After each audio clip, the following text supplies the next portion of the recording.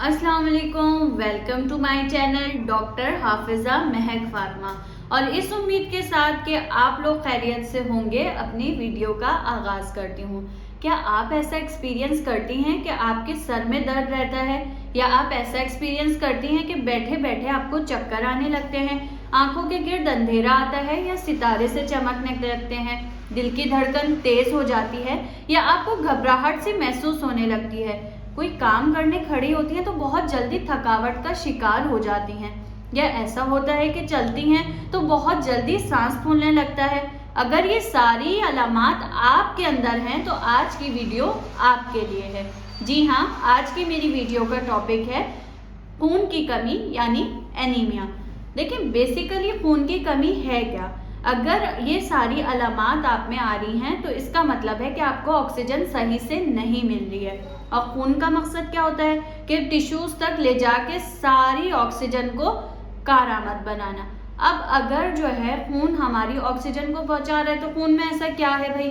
खून में बेसिकली जो होता है वो होता है हीमोग्लोबिन, और हीमोग्लोबिन का जो मेजर पार्ट होता है वो बना होता है आयरन से। तो इसका मतलब ये हुआ कि अगर आपको आयरन की कमी है तो आपको खून की कमी भी होगी। आइए अब चलते हैं, मैं आपको बताती चलूं कि खून की कमी किस किस तरह से हो सकती है। सबसे पहले तो देखिए, खून आपकी बॉडी में बन नहीं रहा है। वो किस तरह से नहीं बन रहा है, वो अलग कहानी है कि आपको थैलेसीमिया, सिकल सेल एनीमिया, वो सारी बीमारियां हैं जो खून बनने नहीं देती। अब आपका खून बन तो रहा है, लेकिन जो है आपकी बॉडी में जो है वो सही से काम नहीं कर रहा है, जज्ब नहीं हो रहा है आयरन। किस तरह से कि आपके मैदे की कोई सर्जरी हुई है, आपके आंतों की सर्जरी हुई है तो आयरन जज्ब नहीं होगा। आयरन जज्ब नहीं होगा तो खून आपका सही से नहीं बनेगा। या ये भी हो सकता है कि आप कोई ऐसी दवाइयाँ ले रहे हैं जो खून बनने नहीं दे रही हैं, या ऐसी दवाइयाँ ले रहे हैं जो आयरन को जज्ब नहीं होने दे रही हैं। हो सकता है कि आपके मैदे में जो है एच पाइलोरी के जरासीम हो, मैदे में जरासीम हो, अल्सर हो, तो उससे भी आपको खून की कमी हो सकती है।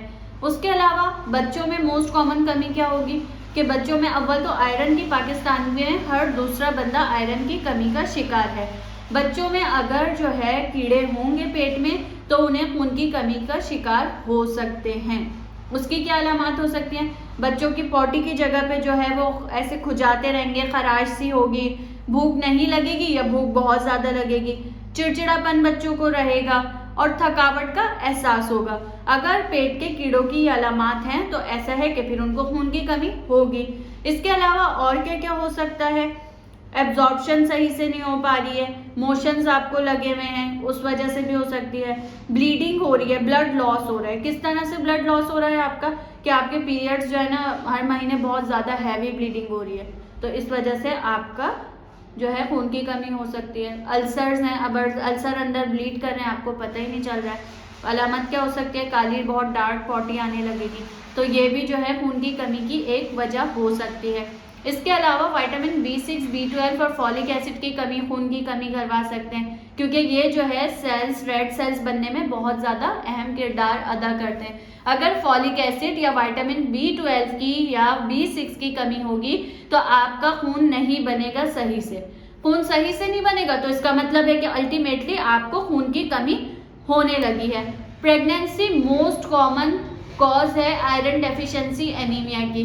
प्रेगनेंसी में आयरन की डिमांड बढ़ जाएगी, सप्लाई कम हो जाएगी, खून की कमी बहुत ज़्यादा हो जाती है। आपका डॉक्टर आपको आयरन की टैबलेट्स प्रोवाइड करेगा।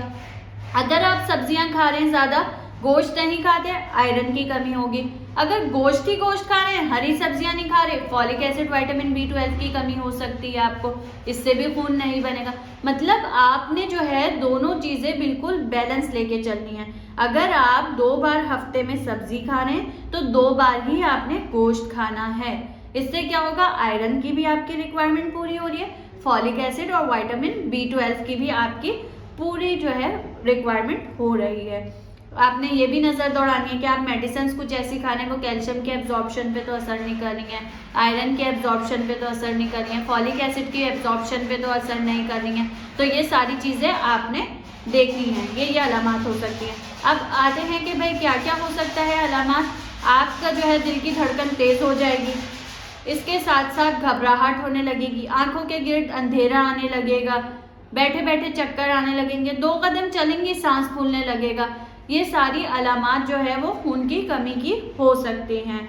अब इस पे आते हैं, बात करते हैं कि इसकी मैनेजमेंट किस तरह से की जाए, कि भाई हम किस तरह से खून की कमी से बच सकते हैं। तो देखिए, मैंने आपको बताया कि सबसे मोस्ट कॉमन जो कॉज है ना खून की कमी की, वो आयरन डेफिशिएंसी है। पाकिस्तान में इस वक्त हर दूसरा बंदा जो है ना आयरन डेफिशिएंसी का शिकार है। हीमोग्लोबिन नॉर्मल होना चाहिए 11 से 15 मिलीग्राम पर डेसीलीटर, लेकिन जो है आज अगर आप सीबीसी करवाएंगे ना, हर दूसरा बंदा आयरन की कमी का शिकार हुआ हुआ है, उसका हीमोग्लोबिन कम हुआ हुआ होगा। हीमोग्लोबिन कम है तो मतलब खून की कमी है आपको, सही। अच्छा, इसके बाद अब आते हैं कि भाई हम किस तरह से मैनेज करें। मैनेज किस तरह करेंगे, आपने दालें भी खानी है, आपने लोबिया भी खाना है, आपने कलेजी भी खानी है, आपने मटन भी खाना है, आपने फिश। महंगाई का इतना ज़्यादा दौर हुआ हुआ है, जाहिर सी बात है, तो आप कोशिश करें कि आप दालें भी लें, प्रोटीन लें, आप लोबिया लें। आप फिश या मटन अफोर्ड नहीं कर सकते तो आप गाय का गोश्त लाजमी खाएं 1 हफ्ते में। उसके अलावा हरी सब्जियां लाजिम खाएं। हरी सब्जियां खाएंगे, फॉलिक एसिड, विटामिन B12 मिलेगा आपको, इससे आपकी खून की कमी पूरी होगी। इसके अलावा आपका डॉक्टर आपको आयरन की टैबलेट भी प्रिस्क्राइब कर सकता है। अब आपने आयरन की टैबलेट्स किसके साथ लेनी है, विटामिन C के साथ लेनी है, क्योंकि विटामिन C और आयरन दोनों बहुत अहम किरदार अदा करते हैं जज्ब होने में। अगर आप विटामिन C ले लें तो आयरन बहुत जल्दी जज्ब होगा और अच्छे से काम करेगा आपकी बॉडी में। आयरन की टैबलेट्स के अपने साइड इफेक्ट होते हैं। कुछ मरीज मेरे पास आते हैं, वो कहते हैं डॉक्टर साहब हमको कब्जी हो रही है, डॉक्टर साहब हमको जो है ना काली पॉटी आ रही है। तो ये सारी जो साइड इफेक्ट्स हैं आयरन के होते हैं, कि हो सकता है आपको कॉन्स्टिपेशन हो जाए, हो सकता है कि आपको ब्लैक कलर के स्टूल आए, यानी कि ब्लैक कलर की पॉटी आए। अगर आप प्रेग्नेंट हैं और आपका हीमोग्लोबिन 8 से कम है या 7 से कम है, 8 से कम है, तो आपका डॉक्टर आपको आयरन के इंजेक्टेबल्स भी लगवा सकता है।